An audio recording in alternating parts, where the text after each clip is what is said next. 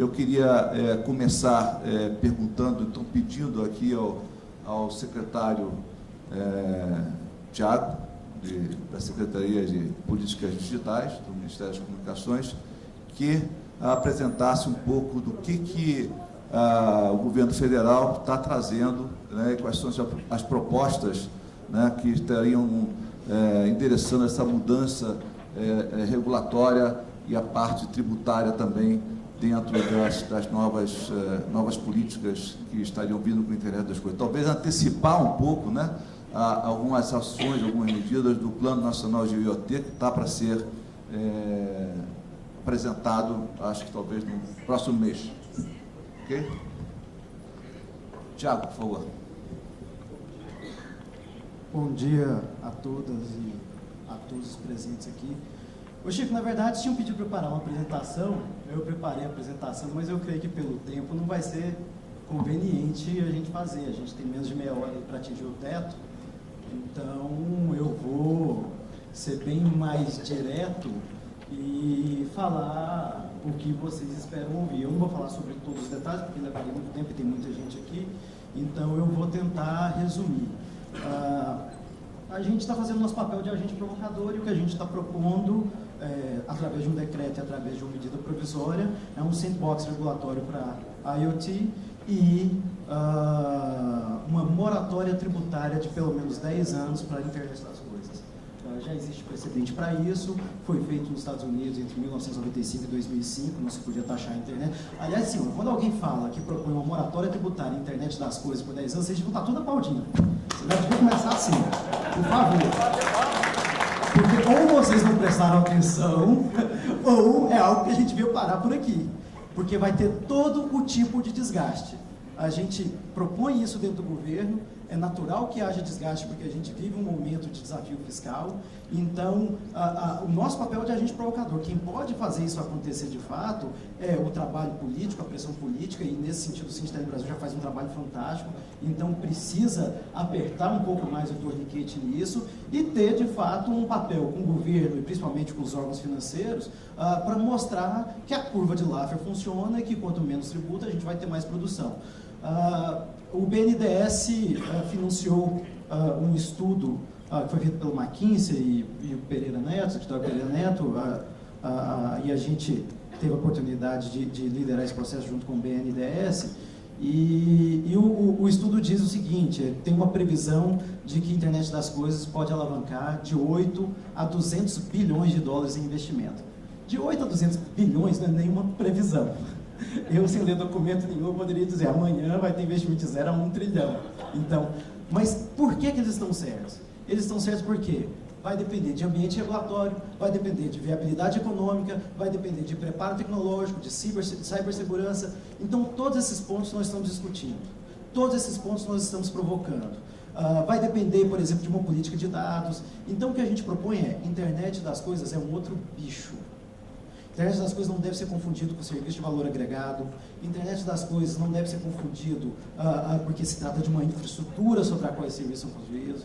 Não deve ser confundido com coisas mais inteligentes, porque não se trata só de coisas mais inteligentes. Se trata de criar uma infraestrutura onde a comunicação consiga atingir uma velocidade e que permita o uso desde que responsável, né, mas o uso de dados para elaborar novos modelos de negócio, para achar novas soluções, que vai nos entregar coisas que nós não estamos nem preparados.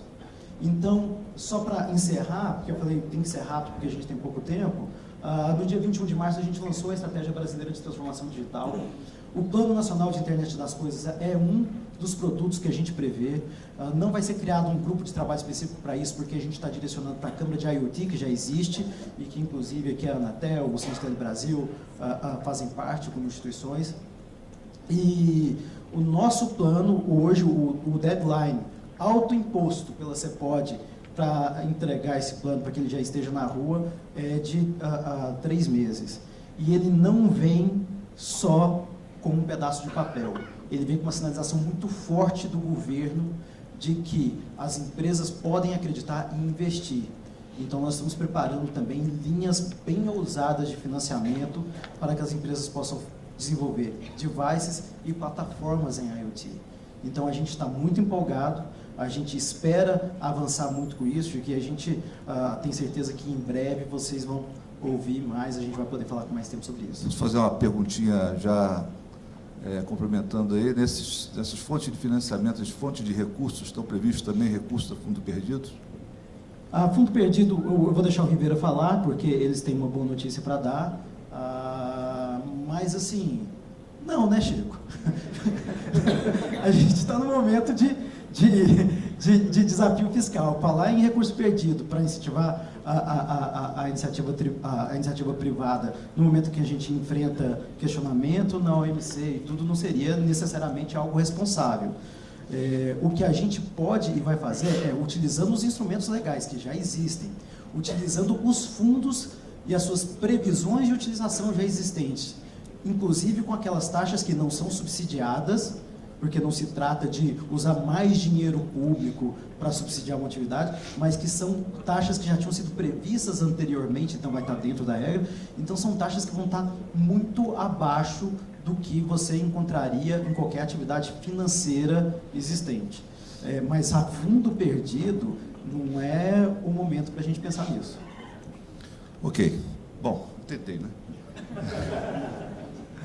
Bem, eu queria dirigir agora, seguindo nesse mesmo tema aí, passar para o conselheiro Aníbal, né? A gente sabe que o Plano Estrutural de Redes de Telecomunicações, PERT, foi trazido para a última reunião do Conselho Diretor da Anatel, foi discutido.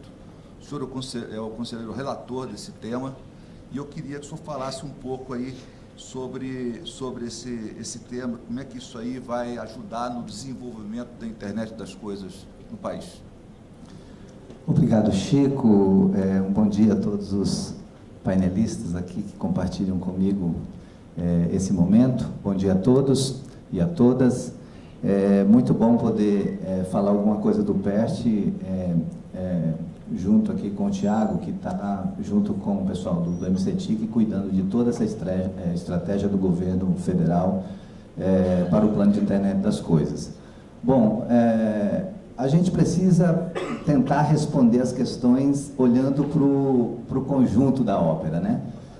Internet das coisas precisa superar 2 obstáculos no Brasil e os 2 atores capazes de darem resposta para esses 2 entraves estão aqui presentes, né? O governo e a iniciativa privada. Nós precisamos resolver o problema da infraestrutura, porque senão o Brasil não vai estar em condição de dar conectividade para todos esses milhões de devices se comunicarem, e o Brasil precisa resolver o problema da taxação, porque se a gente não tiver uma resposta tributária, com certeza a gente vai ter problemas para superar, aliás, para adequar o Brasil, para preparar o Brasil para receber todas as novidades que virão com a tecnologia 5G e a internet das coisas. O nosso plano estrutural de rede de telecomunicações, e aí eu não vou conseguir também, Tiago, teria muitos detalhes a serem apresentados, eu não vou conseguir apresentar todos. Então fica uma recomendação aí para todos os operadores do setor. É fundamental que a gente conheça o que é o Plano Estrutural de Rede de Telecomunicações, o PERT, cujo voto eu apresentei na última reunião do Conselho Diretor, e já está disponível, ele é público, então por isso eu posso já externar a todos quais são os meus convencimentos postos ali nesse voto. Ele traz uma análise aprofundada de qual é a infraestrutura existente hoje no Brasil, quais são os nossos gaps de conectividade, quais são os nossos gaps de infraestrutura, quais as regiões que mais padecem com a ausência de infraestrutura, e quais projetos aí são apontados numa linha de 6 projetos estratégicos que devem ser direcionados. Por que esses projetos? Porque qualquer saldo que a gente venha a ter, seja do PGMU, seja da possível migração da concessão para autorização com o sucesso do PL 79 que a gente está aguardando, seja saldo de comercialização e renovação de radiofrequência e, fundamentalmente, sejam recursos dos fundos, que a gente também traz uma resposta para isso, já tem, digamos assim, um depositário que é o Plano Estrutural de Rede de Telecomunicações, que a gente propõe e está em absoluta sintonia com a preocupação do MCTIC, no sentido de que esse seja o direcionador das políticas públicas. Conversamos com o ministro Kassab, conversamos com o secretário André, e estamos bastante afinados nesse sentido. Então, o PERT, ele traz essa parte estrutural e aponta os caminhos dos projetos. E aí ele faz a equação que todo plano precisa ter. De onde vem o dinheiro? Ele precisa de dinheiro para ser executado. E aí eu quero aqui fazer um reconhecimento ao setor representado pelos operadores. Nós temos um investimento anual aproximado de 30 bilhões pelo setor privado. Então, a parte da Lei Geral de Telecomunicações que diz respeito à competição está sendo cumprida pelo setor privado. Agora, resta ao Estado brasileiro dar a sua parte de resposta com o destravamento dos fundos, porque a gente precisa fazer a universalização. Mesmo com todo esse investimento, nós estamos hoje com 51 milhões de desconectados no Brasil. E todos esses aspectos, município a município, região por região, estão detalhadamente apontados no PERT e apontando quais caminhos a gente deve seguir para superar esse gap. E aí, qual é a grande novidade que complementa o PERT? É porque nós fizemos, Tiago, e esse trabalho absolutamente coordenado, nós fizemos um levantamento de todos os projetos de lei que estão em tramitação hoje no Congresso Nacional, sendo 61 na Câmara e 19 no Senado Federal, no que diz respeito ao destravamento do FUST. Todos eles muito bem intencionados, ideias muito boas, mas sempre fragmentadas. E nós entendemos que nós só vamos resolver esse problema se tiver uma proposta estratégica com um projeto de lei de atribuição privativa do presidente da República, que possa congregar todos esses esforços e a gente dar uma resposta em relação à atualização da LGT no que diz respeito ao FUST, a atualização da própria lei do FUST, a atualização da lei do Fistel e a atualização do Programa Brasil Maior, que também a gente vai ter que dar resposta em relação às estações terrenas de satélite, receptoras de satélite, porque elas não podem continuar pagando 10 vezes mais para serem habilitadas em relação a um dispositivo móvel.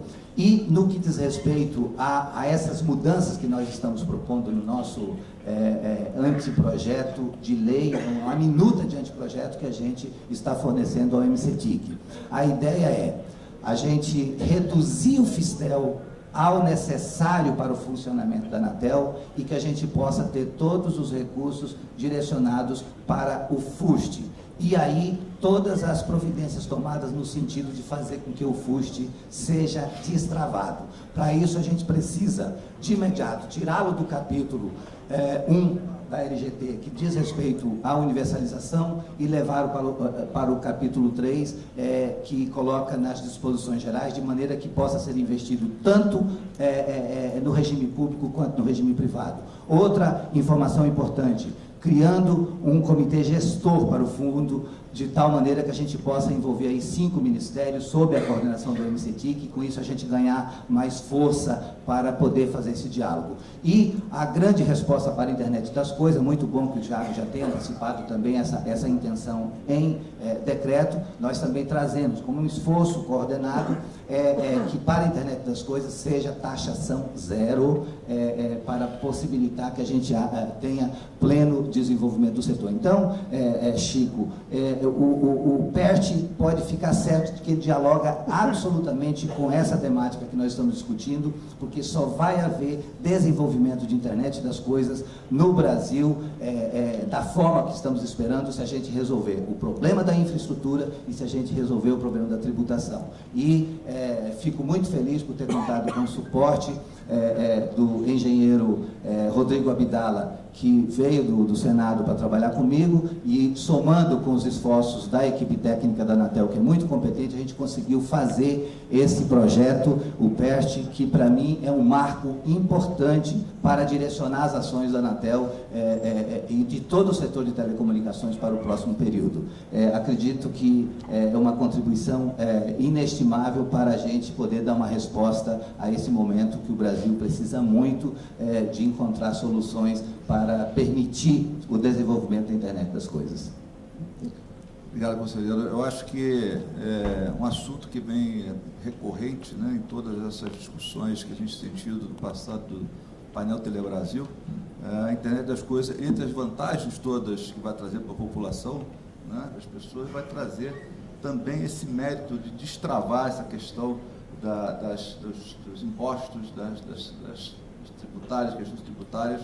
É uma proposta dessa de trazer isso para zero, realmente é revolucionária e eu acho que bastante almejada por todo o setor de telecomunicações.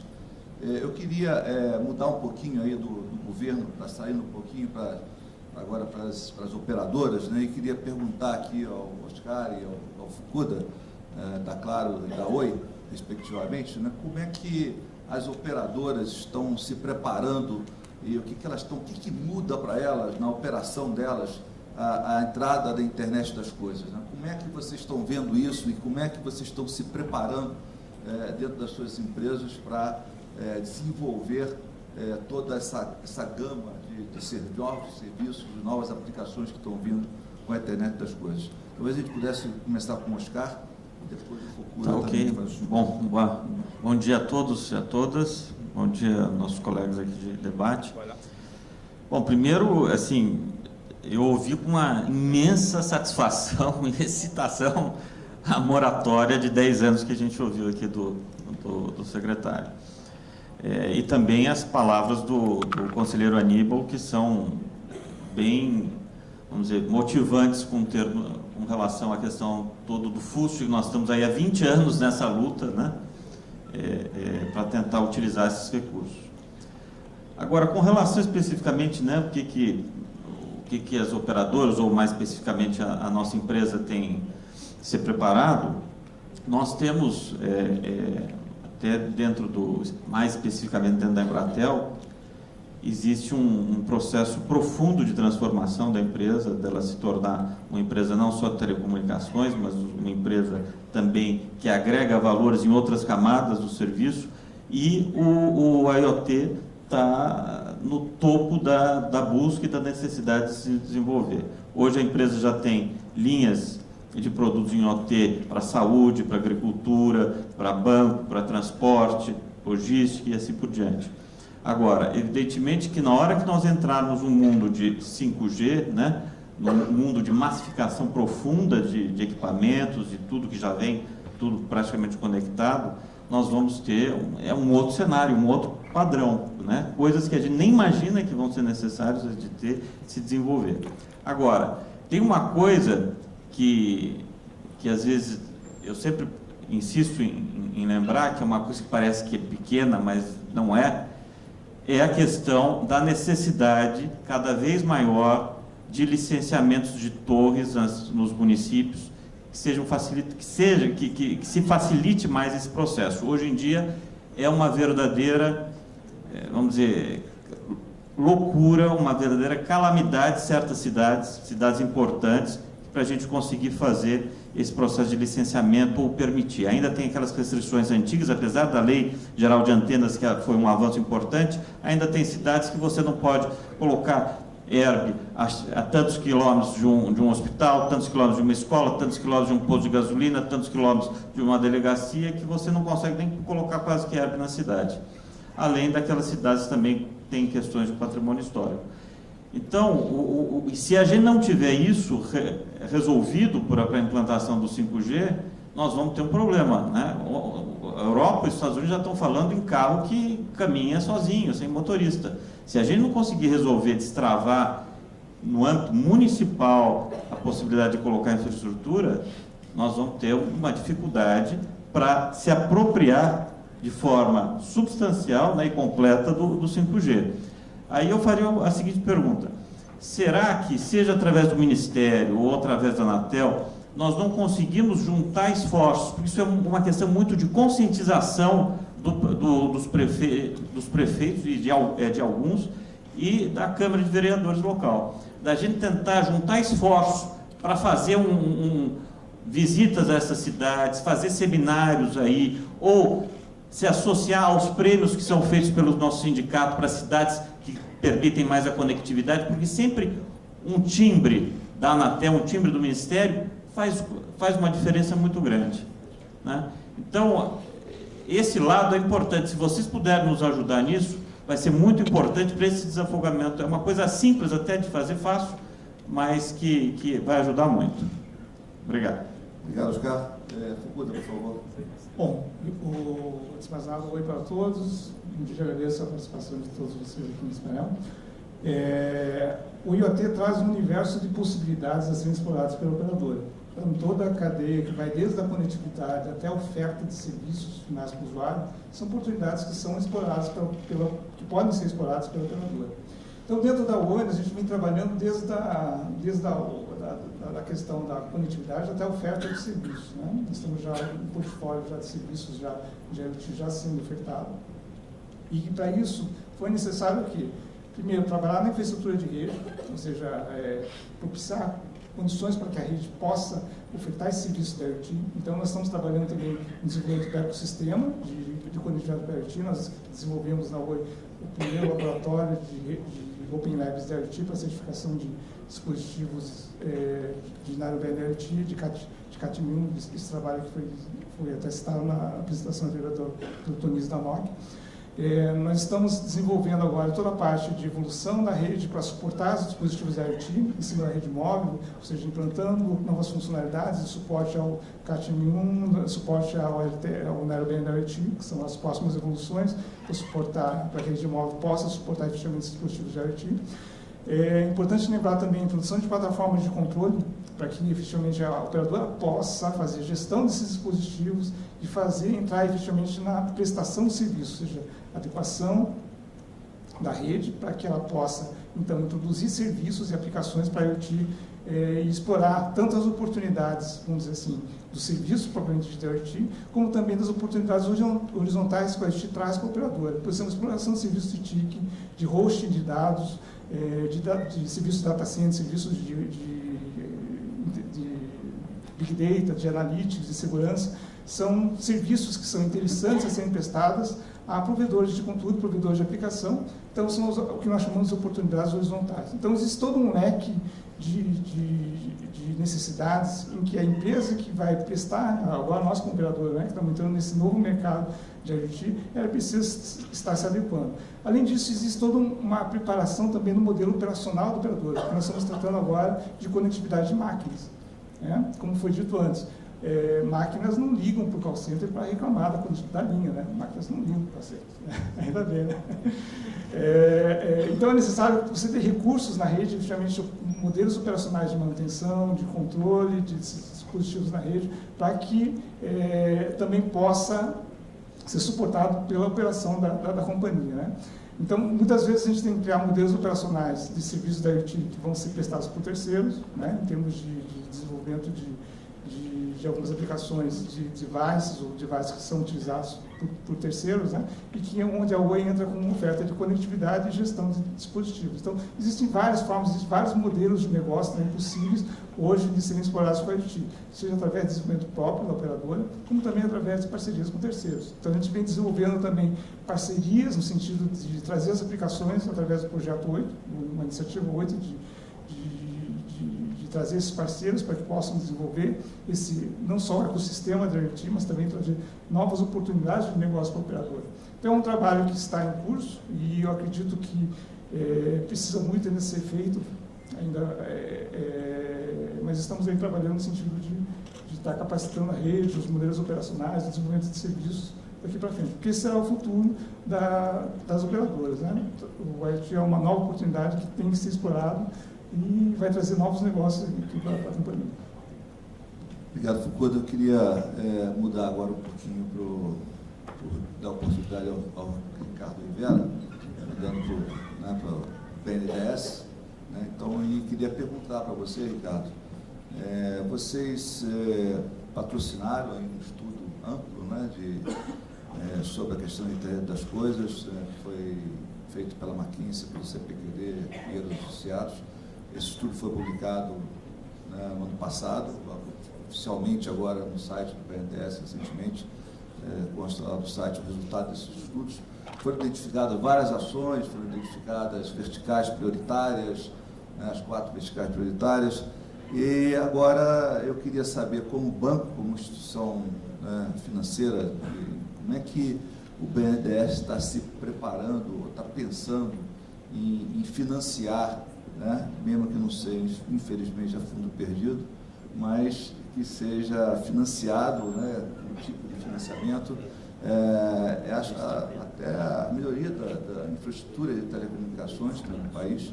Como é que o BNDES está imaginando que isso vai acontecer? Que ações a gente pode esperar aí nos próximos segmentos, nos próximos meses? Obrigado, Chico. Parabenizar os organizadores, Luiz Alexandre, Samuca. De fato, esse evento tem a altura de 20 anos da privatização. O banco ele teve a felicidade de poder patrocinar esse estudo e fazer em cooperação com o MCTIC. E agora ele atua como um implementador da política, né? O banco também tem esse braço de formulador de política, agora a gente como implementador da política. Lá no estudo estão citadas 60 iniciativas que vão ser naturalmente depuradas ao longo do plano. São recomendações de iniciativas que focam naturalmente nas questões transversais e críticas, né? E aqui eu destaco e faço coro ao tema recorrente aqui no evento, né? Acho que a questão tributária é fundamental para a gente viabilizar o IoT, né? A desoneração do FISTEL, tal como levar a internet de banda larga em em uma maior parte do país, a gente massificar na medida do possível, são questões centrais para a gente potencializar os resultados do estudo. Não obstante, o estudo também ele teve ao meu ver, a felicidade de identificar quais são as áreas centrais que a gente deveria focar energia, que vão ajudar a resolver problemas brasileiros a partir do IoT. Foram 4 áreas destacadas, e dentro de cada uma dessas áreas tem objetivos estratégicos específicos para a gente focalizar a atuação das agências de fomento e iniciativas do governo nesses objetivos estratégicos específicos. Por exemplo, na área de saúde está lá o objetivo estratégico específico, que é o de melhorar a efetividade do tratamento de doenças crônicas com IoT. Porque a gente já sabe que tem tecnologia hoje para ajudar em muito nisso, e a gente já sabe que tem modelos de negócio possíveis hoje, dadas todas as restrições, de fazer isso avançar e gerar impacto para a sociedade brasileira.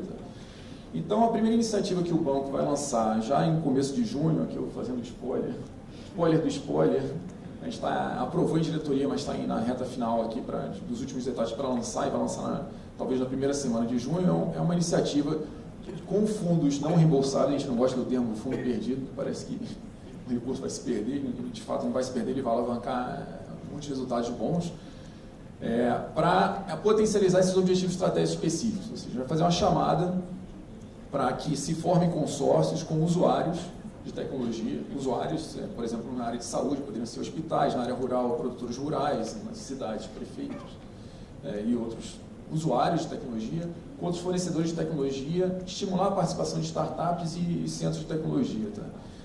Por quê? Porque a gente entende que o problema do IoT, para além das questões transversais, tem um problema de ajudar a desenvolver a demanda e ajudar a desenvolver a oferta também. Muitas tecnologias estão sendo testadas, muita cooperação é necessária de diferentes atores, de operadores, com fabricantes de tecnologia, com usuários, pelo lado da oferta, e pelo lado da demanda há muita desconfiança, há muita preocupação com privacidade, com segurança, e essas barreiras elas vão ser removidas também no nível micro, né? Vão ser resolvidas a partir do momento que a gente experimenta e que a gente coloca governo e setor privado para olhar essas experiências e identificarem como é que a partir de projetos pilotos a gente consegue escalar. Como é que a gente consegue, a partir de uma experiência piloto num hospital para controle de diabetes, por exemplo, quais são os cuidados que a gente tem que ter em termos de privacidade, segurança, modelos de negócio, para eventualmente transbordar isso para o SUS e levar isso para a massificação. Tá? Então, os projetos pilotos vão ser apoiados pelo banco. Maiores detalhes, começo de junho, eu peço a todos que fiquem atentos, porque é do interesse nosso que participem, operadores, fabricantes, etc.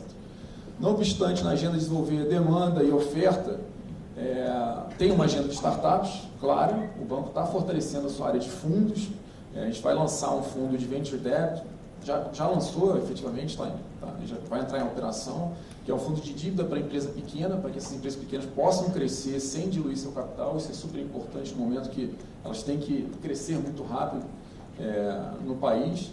Tem uma outra iniciativa de capital anjo também, que o banco vai entrar para financiar as startups. Enfim, o banco está descendo na cadeia de porte para tentar atingir as startups de base tecnológica que são fundamentais para o IoT.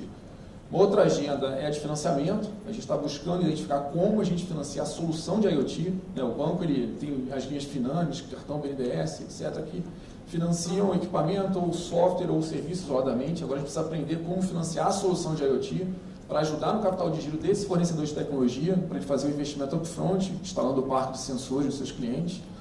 E tem outra agenda, por fim, relacionada à cidade. O banco tem na sua carteira municípios e estados, e a gente tem o dever de ir melhorando e qualificando os investimentos desses entes federativos. Tá? A gente está falando aí da temática, naturalmente, Smart City. Mas de que maneira a gente prepara prefeitos e governadores a investirem de maneira consciente, consistente, com sustentabilidade econômica e, na medida do possível, política. Tá? Então, nisso a gente lançou um primeiro movimento, foi a cartilha de IoT para cidades, focada no passo a passo, aí, pensando nos 5.500 municípios, e vai começar a fazer iniciativas de financiamento direcionada para cidades. A gente acabou de lançar o BNDES Segurança, no primeiro momento ele tem uma preocupação emergencial com a temática de segurança, mas no segundo momento a gente começa a pensar como é que a gente bota a tecnologia IoT dentro dessa agenda. Por fim, desculpa me alongar, aproveitando que você deixou o gancho da infraestrutura, a gente, voltando ao tema FUS, a gente tem clareza que ele é absolutamente central para a gente deslanchar investimentos no país, e o banco está trazendo para o MCTIC, para a Anatel e para o setor privado a provocação de também pensar numa forma complementar aos recursos não reembolsáveis do FUS. Né? A gente tem a convicção de que com um financiamento reembolsável, utilizando o recurso do FUS a taxas muito baixas e a prazos compatíveis, a gente consegue expandir essa fronteira econômica da conectividade. Né?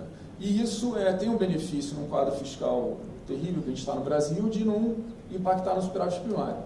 Então a gente acha que tem um espaço para se discutir o FUS, o FUS reembolsável, que talvez consiga ter um poder de atuação maior no curto prazo do que um FUS não reembolsável. Ok, obrigado, Ricardo. Sem querer insistir muito nisso, mas as iniciativas que a gente viu no mundo todo, aí, inclusive na Comunidade Europeia, a H2020, que foi lançado, sempre prevê alguma coisa de recursos não reembolsáveis. Não precisa ser 100%, mas pelo menos a União Europeia destinou 77 bilhões de euros em 5 anos para uso, desenvolvimento de redes de sistemas de IoT, e parte desses recursos são não reembolsáveis. Né? Então, acho que isso é uma vertical importante nessa discussão toda. A gente não tem mais tempo, né? Eu queria até reclamar que o Samuel diminuiu de 45 para meia hora do tempo aqui, mas eu queria fazer 2 perguntinhas, fazer 2 comentários rápidos aqui, se pudessem responder. A gente sabe que nessa questão regulatória aí, as operadoras têm uma posição contrária à questão do roaming permanente, que é alguma coisa que impacta um pouco aí no IoT. E eu queria perguntar se com essa notícia aí que foi dada pelo governo, né, tanto pelo Anatel como pelo secretário Thiago Camargo, de que as taxas iriam para zero, se isso acontecer realmente, né, haveria a possibilidade, de, então, das operadoras mudarem essa posição e serem contra o roaming permanente? Já vejo que não, mas podia comentar rapidamente, Oscar? Não, veja o seguinte, permitir o roaming internacional permanente significa que uma prestadora sediada em outro país vai oferir receita de atividades de telecomunicação, primeiro vai ofertar telecomunicação em território brasileiro, sequer estando estabelecida aqui, e provavelmente a receita vai estar lá fora. Quer dizer, me parece impensável uma coisa dessa. Não tem sentido nenhum. E duvido que os Estados Unidos permitam uma coisa dessa. Eu estou falando dos Estados Unidos porque a gente sabe que tem uma operadora americana que é uma das principais lutadoras aqui para conseguir implementar isso. Me parece uma aberração completa. E outra coisa, e usa um argumento, o Brasil vai perder a onda do IoT, etc. Não é verdade isso. Hoje já tem tecnologia, já tem chips que estão vindo totalmente programados para qualquer chip que vem embarcado você conseguir já programar na sua rede. Então, não existe... vem aqui no Brasil, se estabelece, né? Não só com uma empresa de TV por assinatura, vem aqui se estabelecer, prestar serviço aqui com a gente, vai ver como é fácil. Ok, então, sem chance de mudar essa posição, né? Claro, eu acho que é ruim para o país. A gente tem que fortalecer as empresas que estão aqui, colocando, como o conselheiro amigo colocou, 30 bilhões por ano, e fazer com que essas empresas que estão aqui coloquem mais, coloquem 40, 50 bilhões por ano. Isso aí a gente tem que fazer para atrair o investimento privado cada vez mais aqui. Ok. Tem mais um tempinho para uma pergunta aqui? Só uma perguntinha, eu queria endereçar para o Tiago, né, o secretário Tiago Camargo, sobre essa questão regulatória do fluxo internacional de dados livres. Qual é a posição de vocês, qual é a posição do governo em relação a isso? Como é que isso está sendo visto hoje?